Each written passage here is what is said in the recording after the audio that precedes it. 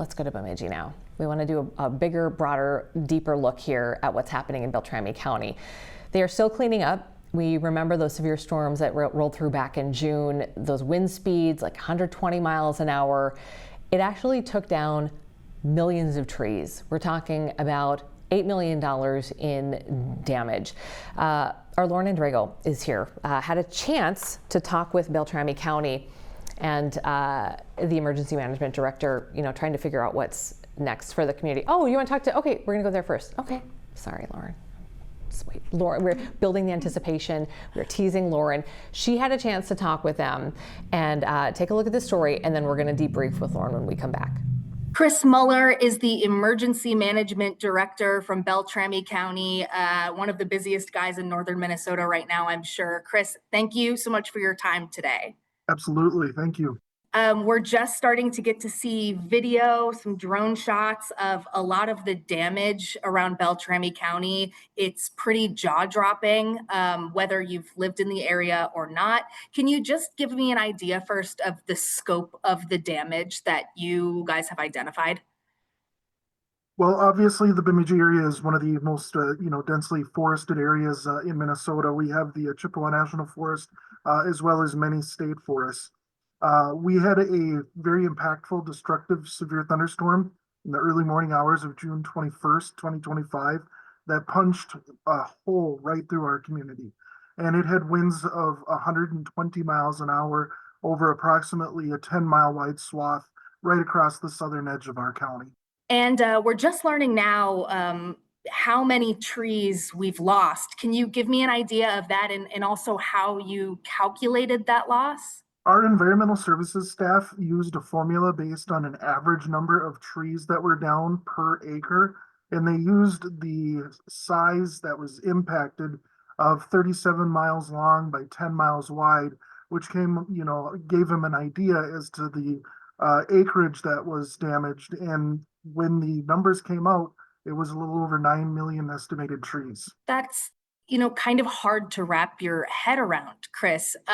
You grew up in the Bemidji area. Can you give me an idea of, how historic this storm is and whether the area has ever experienced something like this?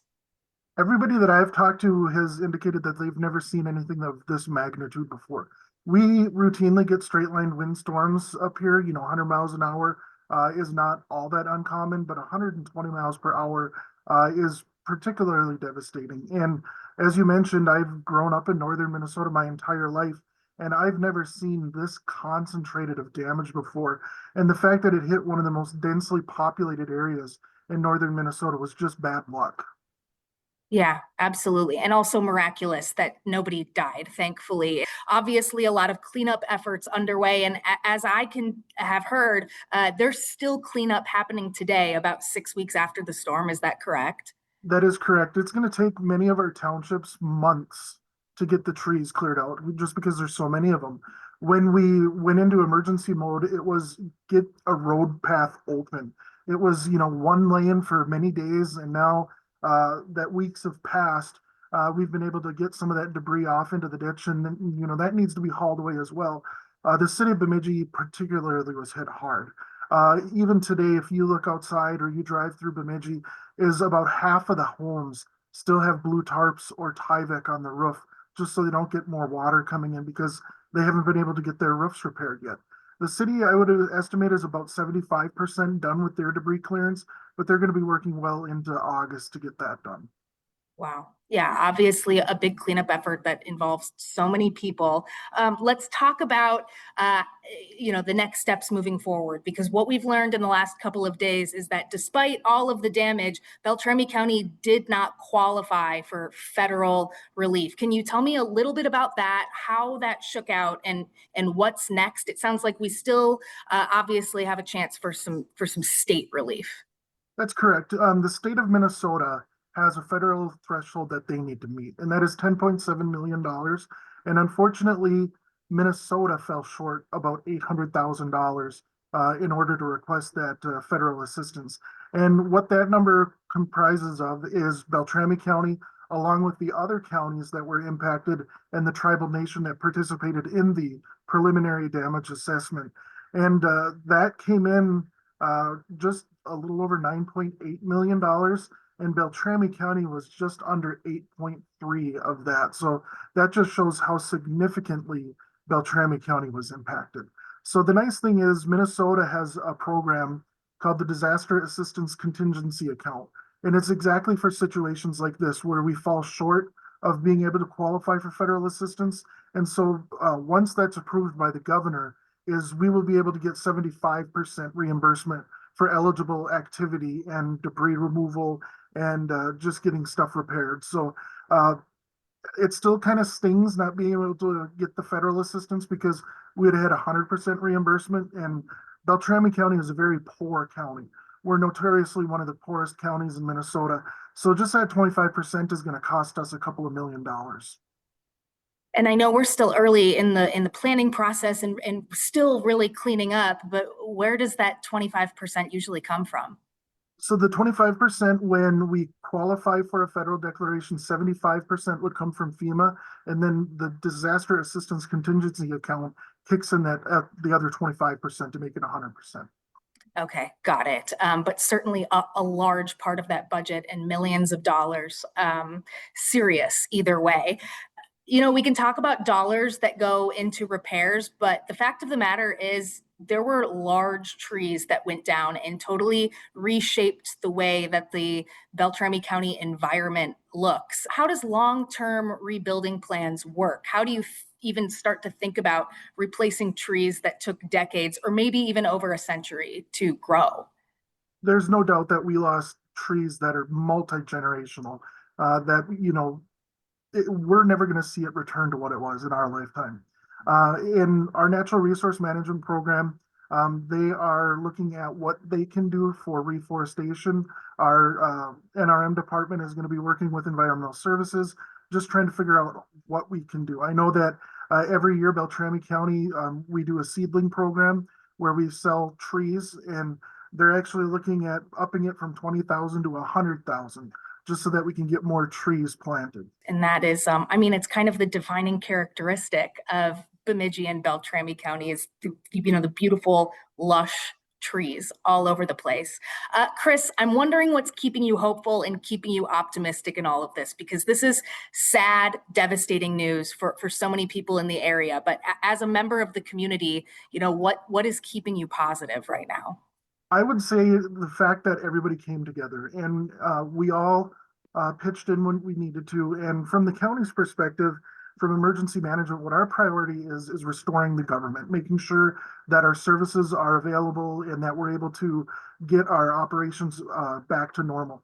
One thing that is really difficult for me as an emergency manager is we don't always have resources for private individuals or for private property owners.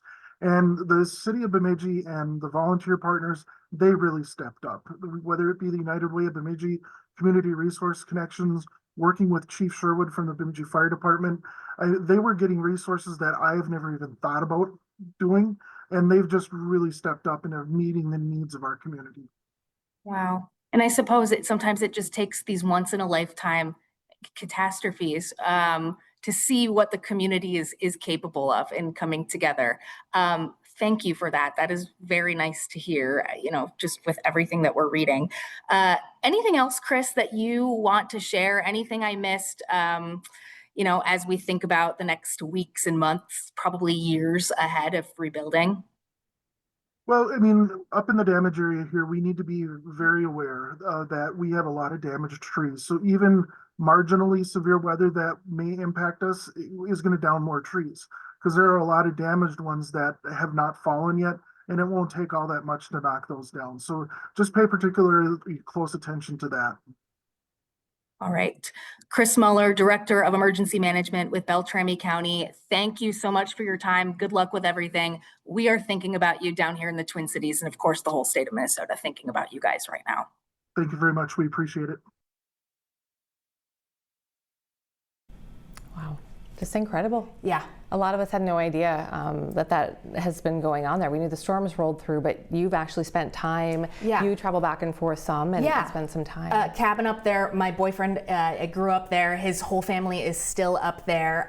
His childhood home lost several 100-year-old trees, and that's kind of one of the saddest parts about driving back up there is he says this road he used to drive down growing up, there was 300 yards, 3 football fields between the road and the lake, and now you can see the lake. It used to just be covered with lush trees, and for the first time in their lives, you can see the lake from the highway. So devastating. And the sad part is, they got the trees off the roads. The town is functioning, but there are still houses with trees on top of them, garages with trees on top of them, cars with trees, and it becomes a cost thing. Chris said it here. Beltrami County is one of the poorest in the state. Bemidji has like a 21% poverty rate. And even if they get state funding after this, that doesn't necessarily cover these homeowners. Which that was one of the surprising things to me. I think we all just assume, oh, FEMA will help, federal government, state, you're covered. This kind of thing happens. And to hear that